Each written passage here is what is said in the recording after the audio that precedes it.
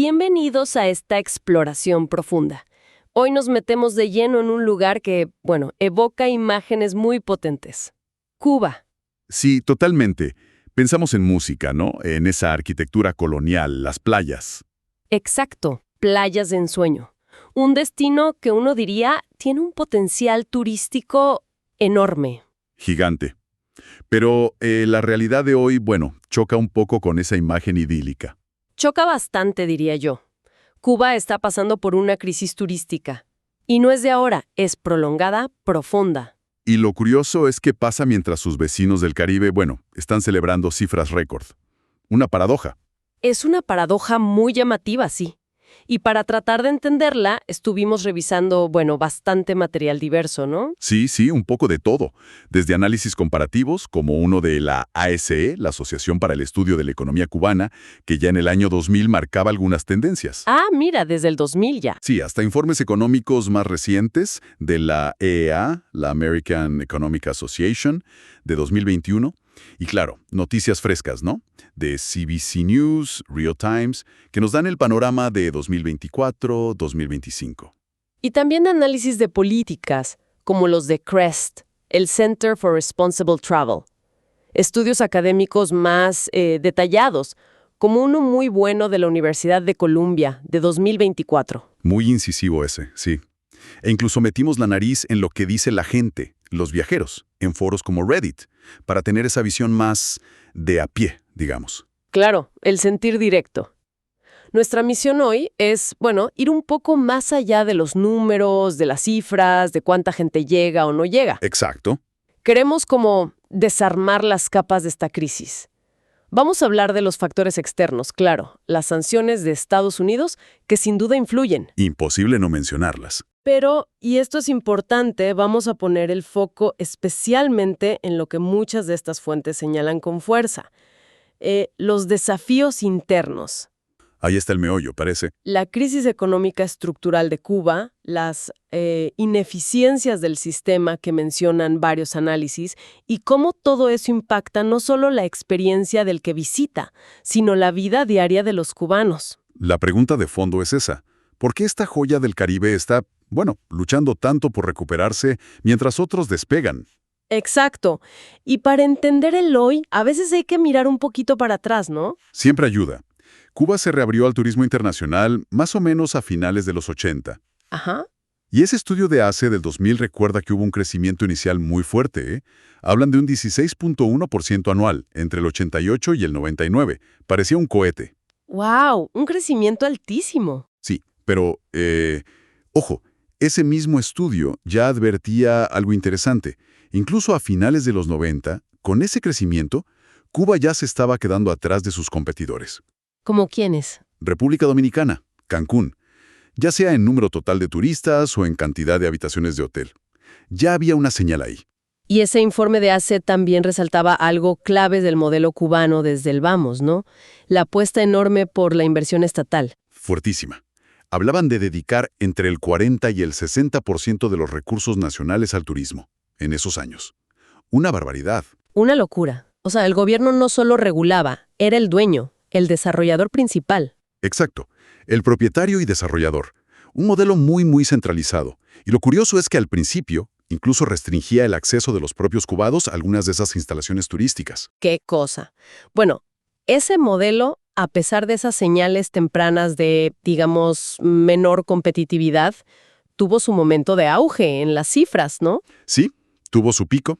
El estudio de Columbia de 2024 nos dice que 2017 fue el año récord para los ingresos brutos por turismo. Hablan de 3.300 millones de dólares. Y algo más de 4 millones de turistas de los que se quedan, no los de crucero. Y al año siguiente, 2018, el récord de visitantes totales. Ahí sí, 4.71 millones. Pero, como decías, muy inflado por la llegada masiva de cruceros desde Estados Unidos. Claro, eso fue resultado directo de la apertura que había iniciado Obama. Exactamente. Pero acá hay un punto que me parece crucial y que varias fuentes, como Columbia y Crest, subrayan mucho. La caída del turismo en Cuba empezó antes de la pandemia. Eso es clave entenderlo. No fue solo el COVID. 17 prohibieron los viajes individuales people to people. que eran muy populares, permitían un contacto más real, digamos. Y el golpe más duro, creo yo, vino en junio de 2019. La prohibición total de los cruceros desde Estados Unidos a Cuba. Ese fue, sin duda, un punto de inflexión clarísimo. El análisis de Columbia calcula que solo esa medida, la de los cruceros, hizo caer un 10% los visitantes totales en 2019. ¿Un 10% de un año para otro, solo por eso? Sí, pero no fue solo el mercado de EU. Las llegadas de turistas europeos también empezaron a bajar después de 2017. O sea, ya venía una tendencia a la baja desde antes de Trump incluso. Bueno, de las medidas más duras de Trump. Exacto. Y es interesante porque si te metes en foros como Reddit de esa época, ya encontrás comentarios de viajeros, gente que decía que percibía como un cierto declive en la calidad, ¿viste? En la experiencia general, antes de estas medidas políticas más drásticas. Qué interesante. Y bueno, sobre esa tendencia que ya venía mal, llegó la pandemia en 2020. Y ahí sí, bueno, el parate fue total. Cuba cerró fronteras casi por completo, desde marzo de 2020 hasta noviembre de 2021. Casi 2 años. El impacto fue terrible, me imagino. Devastador. El estudio de Columbia reporta apenas 356,000 visitantes en todo 2021. Nada. Prácticamente desapareció el turismo ese año. Un borrón en las estadísticas tal cual. Y la recuperación, después de la reapertura, ha sido, bueno, para Cuba, particularmente lenta. Muy difícil. Mucho más que para sus vecinos. Sí, eso es lo que más llama la atención, ¿no? La comparación. Totalmente. En 2022 llegaron 1.6 millones. En 2023, unos 2.4 millones. Pero esa cifra de 2023 es apenas el 56% de lo que tuvieron en 2019, antes de todo. La mitad prácticamente. Y de hecho, Colombia tiene un gráfico, la figura 1, que es muy revelador. Pone a Cuba con el peor desempeño de recuperación turística de todo el Caribe. Salvo Haití, quizá, que bueno, vive otra situación extrema. Es muy fuerte ver eso. Y el panorama para este año, 2024, no parece mejorar mucho, ¿no? No, las previsiones oficiales se tuvieron que ajustar para abajo. Esperaban 3.2 millones, ahora dicen 2.7 millones. Pero los análisis independientes son más pesimistas aún. Sí, el de Colombia, por ejemplo, sugiere que difícilmente lleguen siquiera a 2.3 millones. Y mientras tanto ves a República Dominicana, Jamaica, anunciando récords históricos. El contraste es brutal. Es que la caída no es solo de Estados Unidos. Eso es lo alarmante que muestran los datos más recientes, ¿verdad? Exacto. Datos de principios de 2025 que citan CBC News y Rio Times muestran caídas enormes en mercados que eran clave para Cuba. ¿Cómo cuáles? Canadá, que siempre fue el número 1, cae más del 30%. Rusia, que había crecido mucho, se desplomó un 51%. ¡Wow! Alemania, España, más del 27% abajo. Italia, casi un 16% menos.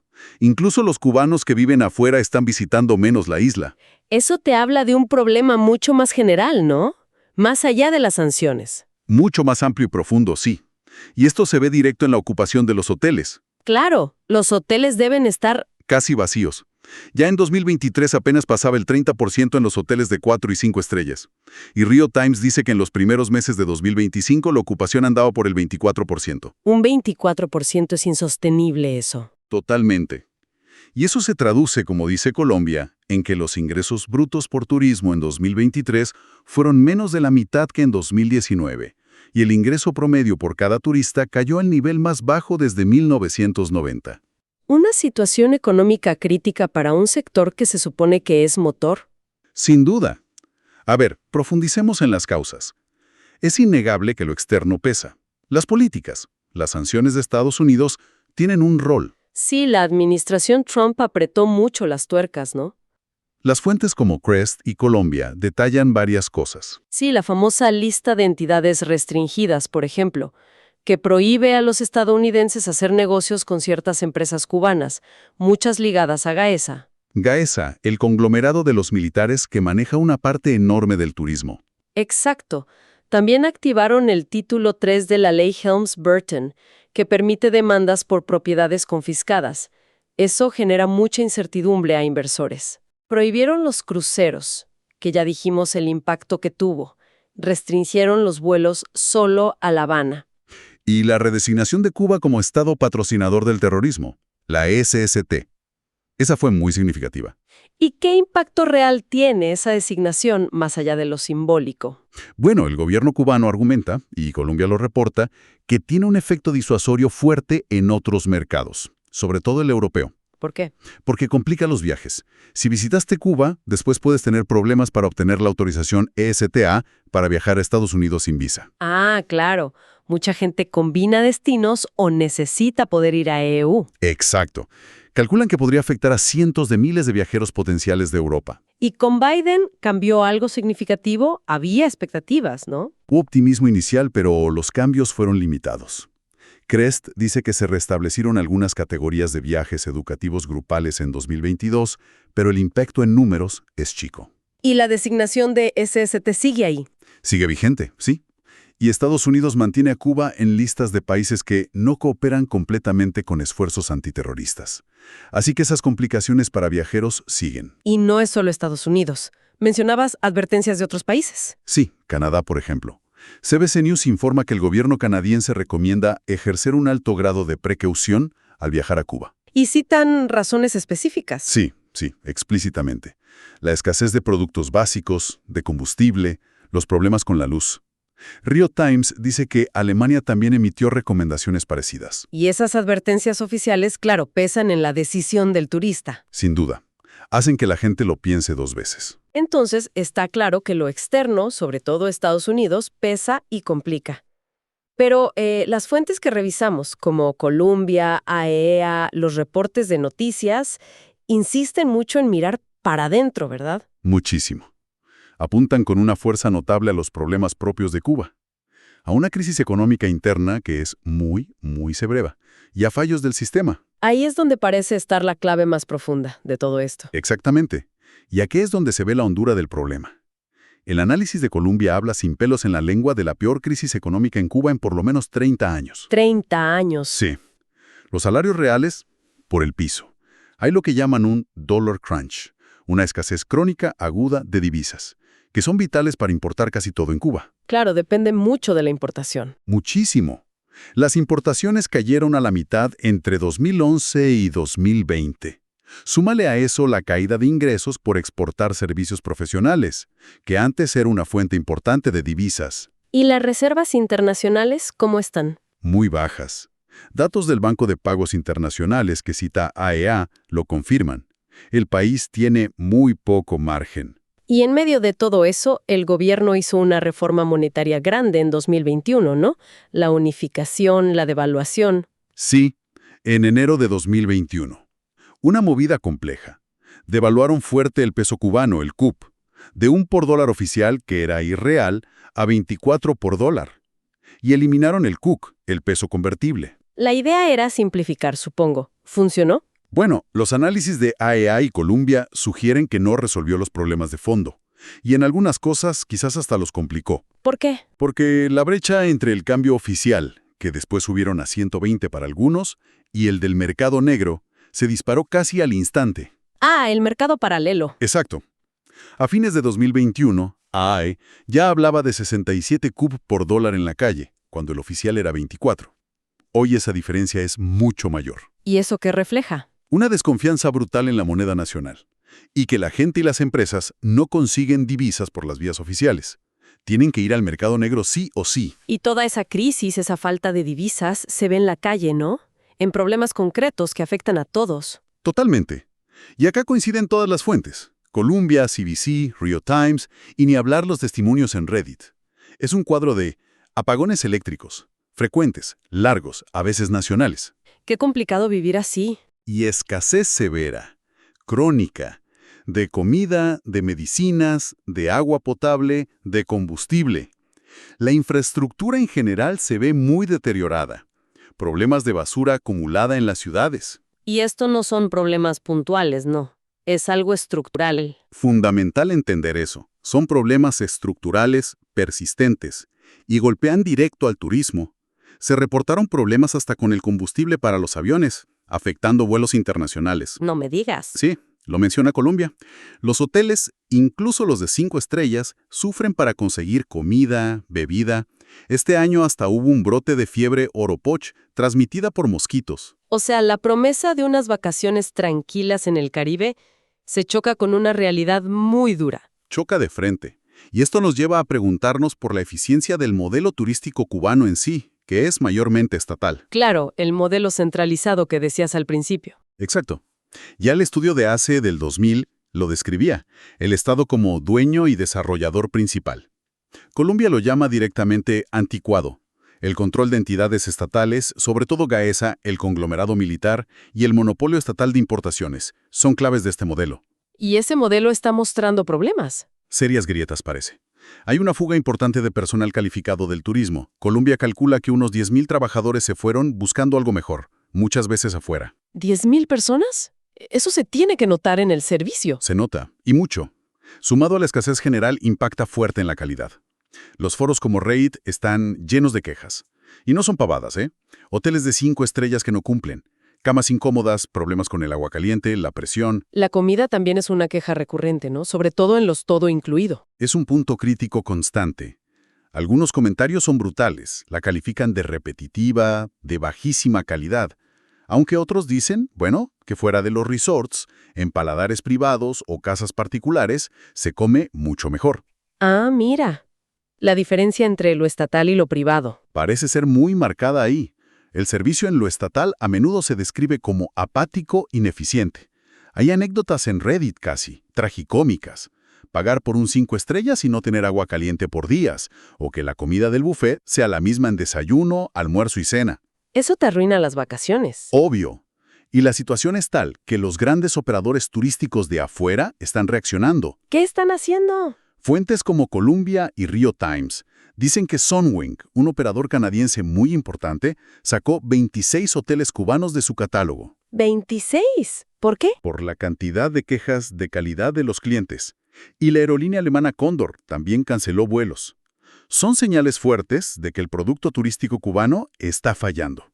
Y en medio de todo esto, de la baja ocupación, de los problemas de calidad, siguen construyendo hoteles. Eso es lo paradójico que señala Colombia. La inversión estatal sigue enfocada en construir nuevos hoteles. Ya ACSE hablaba de metas de expansión enormes hace décadas. ¿Pero para qué? Si no los llenan. Esa es la crítica de Colombia. Cuestionan la racionalidad económica de seguir metiendo recursos escasos en construir camas que se quedan vacías. Recordemos ese 24% de ocupación. Es tirar el dinero prácticamente. Y critican también el enfoque casi único en el modelo de sol y playa, descuidando otros potenciales que tiene Cuba. Hay otro elemento interno que analiza AEA que me pareció interesante. Las tiendas MLC. Ah, sí, las tiendas en moneda libremente convertible. ¿Qué son exactamente? Son tiendas estatales. Tienen el monopolio para vender muchos productos importados, pero solo podés pagar con una tarjeta magnética que tiene que estar respaldada por divisas extranjeras. No aceptan pesos cubanos ni dólares en efectivo directo. O sea, para el cubano de a pie es complicado acceder. Muy complicado. Y los precios, según AEA, son exorbitantes. Hicieron una comparación y encontraron una prima promedio del 66% sobre precios de Walmart, y márgenes brutos para el Estado de hasta el 87%. ¡Qué barbaridad! Deben ser muy impopulares. Muy impopulares. Y AEA sugiere que hasta podrían desincentivar que la gente mande remesas a sus familias. A todo esto se suma otra preocupación que mencionan varias fuentes: la seguridad. ¿Sí? Un tema creciente. Colombia, CBC, comentarios en Reddit. Hablan de un aumento que se nota de la delincuencia común, sobre todo fuera de los resorts, en las ciudades. ¿Qué tipo de delitos? Robos, carteristas, a veces con algo de violencia. A ver, Cuba sigue siendo relativamente segura comparada con otros países de la región, no hay que exagerar. Claro. Pero este deterioro de la seguridad suma otra preocupación más para el visitante. Entonces, si juntamos todo, la crisis económica, la escasez, el deterioro de infraestructura y servicios, las ineficiencias del modelo estatal, la caída de calidad, la inseguridad. El cuadro que emerge es de una profunda falta de adaptación, de competitividad. Los análisis de Colombia ya se apuntan a debilidades estructurales. ¿Cómo cuál? Poca integración regional. Un marco legal que no ayuda a la iniciativa privada. Un modelo económico muy rígido, centralizado, que le cuesta innovar, responder rápido a lo que pide el mercado. Argumentan que esos fallos del sistema, propios de la economía planificada, le impiden a Cuba competir de igual a igual con la República Dominicana o Cancún. Exacto. Donde hay mucha más iniciativa privada, más flexibilidad. Es otro mundo. Y en medio de todos estos números, análisis económicos, políticos, está la gente, ¿no? El elemento humano. Fundamental no olvidarlo. La crisis económica golpea de forma brutal a los cubanos, provocando una emigración masiva, récord en los últimos años, como dice Colombia. Y para los que se quedan, el turismo y las remesas son vitales. Líneas de vida esenciales. CBC News contaba historias de turistas canadienses que llevan en la valija no solo regalos, llevan medicinas, cosas de aseo, hasta linternas para los apagones, para darle a amigos o familias cubanas. ¡Qué fuerte! Y eso plantea un dilema para el turista, ¿no? El turista consciente. Sí, es un tema que sale mucho en las discusiones online, en Reddit. Ir a Cuba es apoyar a un régimen que es criticado por cómo maneja las cosas, o es una forma de ayudar directo a la gente común. Sobre todo si elegís gastar tu plata en negocios privados, ¿no? Las casas particulares, los paladeres. Exacto. No hay una respuesta fácil para eso, la verdad. Lo que sí parece claro es el contraste en las experiencias de los viajeros. Muy fuerte. Lo reflejan tanto Reddit como Colombia. Por un lado, mucha decepción, frustración, en los grandes resorts estatales. Por todo lo que dijimos, comida, servicio, las instalaciones. Y por otro lado, Experiencias a menudo muy positivas, muy enriquecedoras, cuando el viaje se enfoca más en la cultura, en hablar con la gente, o cuando se elige quedarse y comer en el sector privado. en las casas particulares, por ejemplo. Ahí la atención suele ser más personal, la calidad a veces es mejor. La gente busca la autenticidad de Cuba, ¿viste? Pero la frustración por las carencias es un problema cada vez más grande. Hay un detalle que dice Colombia que me dejó pensando, que algunas familias cubanas que viven afuera ahora prefieren encontrarse con sus parientes de la isla en Punta Cana o Cancún. Sí, es revelador eso. Que sea más fácil o más agradable reunirse fuera de Cuba que dentro. Dice mucho del estado de las cosas. Muchísimo. Entonces, para ir cerrando, lo que nos muestra toda esta exploración es que el declive turístico de Cuba es, bueno, súper complejo. Multifactorial, sí. Hay muchas causas entrelazadas. Las presiones de afuera, como las sanciones de USA, sin duda tienen un impacto negativo, medible. Vimos el caso de los cruceros. Pero el peso de los factores internos parece ser abrumador, ¿no? Y creciente. Es lo que señalan la mayoría de las fuentes, ¿sí? Hablamos de una crisis económica estructural, muy profunda, que se ve en la escasez crónica, en el deterioro de todo lo básico. Y sobre todo un modelo de gestión del turismo centralizado, estatal, que, bueno, según los análisis y lo que se ve en la práctica, es ineficiente. Ineficiente, incapaz de garantizar una calidad mínima constante. Poco competitivo frente a las alternativas que hay en el Caribe, que son de mercado. Y le cuesta mucho adaptarse a lo que quiere el viajero de hoy. Exacto. Las dificultades van mucho más allá de lo que haga o deje de hacer Washington. Totalmente. Y eso nos deja con una pregunta final, ¿no? Una reflexión para nuestra audiencia. Más allá de esperar que levanten las sanciones o de echarle toda la culpa a lo externo, ¿qué cambios estructurales internos necesitaría Cuba? Cambios profundos, ¿no? En la economía, en cómo se maneja el turismo y quizás, inevitablemente, en la política. No solo para intentar revivir una industria turística que hoy está, bueno, bastante mal, sino más a fondo para sacar al país de ese estancamiento económico que afecta tanto a su gente. Y que limita su atractivo a largo plazo en el mundo. El estudio de Colombia, de hecho, termina así, hablando de la necesidad de reformas estructurales, de una estrategia de desarrollo totalmente nueva. La gran pregunta es si ese cambio es posible desde adentro, ¿no? Esa es quizás la gran incógnita que rodea el futuro de Cuba. Una incógnita enorme, sí. Da para seguir pensando.